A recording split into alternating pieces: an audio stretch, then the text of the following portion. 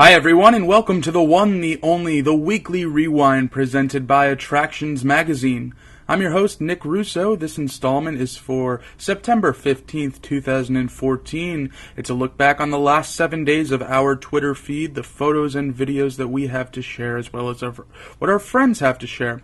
Let's go ahead and get started. Last Monday, which was September 8th, on this day we attended the Halloween Horror Nights 24 media preview event. So we headed inside. We saw some of the displays for both the scare zones and the haunted houses. We're not going to share everything we saw there. We have plenty of it on our blog and on our Twitter feed. So if you want to see all of it, you can head over there. But you can see we saw the Predator mask over here. They had a display for pretty much every single scare zone and haunted house. Just flipping through all of them.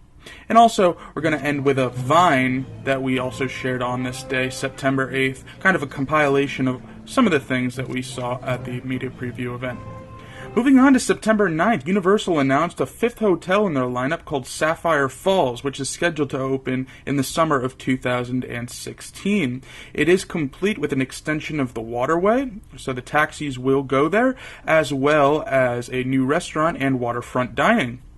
Also on September 9th, Magic City Mayhem shared this kind of funny photo from City Walk. Bubba Gump team members were offering guests coverage from the rain if they wanted to eat at the restaurant, so they were kind of taxiing them over from the moving walkways over to the restaurant, if they wanted to eat there, of course.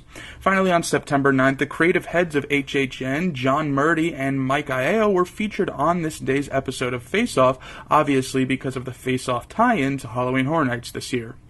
On September 10th, we were in Busch Gardens, Tampa, and while waiting to ride Falcon's Fury, we shared this photo from rehearsals of the Motor City Groove show, which is not something you always get to see with a empty audience there.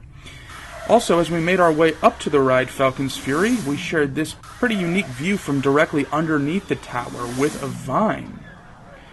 On to September 11th, WonderWorks shared a preview of what their new laser tag area will look like when it opens. And we were also in Epcot, where we found some further proof that off-season was among us as Soarin' soared down to a 5-minute wait, something very rare to see. On to September 12th, during Mickey's Not So Scary Halloween Party, we came across some new souvenir cups for sale at Casey's Corner in the Magic Kingdom for $9 there. Matthew Alter shared this photo with us of the pool at Fort Wilderness drained and undergoing some refurbishments. On September 13th, Busch Gardens announced that their very own food and wine festival would be coming to the park next year. Perhaps Epcot will be experiencing some competition, but all very exciting for us as guests, obviously. Also on the 13th, we got a taste of the comedy workings of the Cadaver Dans at Mickey's Not So Scary. What kind of pants does a ghost wear? What kind? Blue jeans. Oh, how very clever of them. And coming to our last day here, guys, September 14th, our very own show host, Elisa, or Elgo33 as she's known on Twitter, proved to us that even Disney Cruise Line does it right for Halloween on the Disney Dream. First with this tree here in the lobby, and over to the jack-o'-lantern coverings on the porthole windows.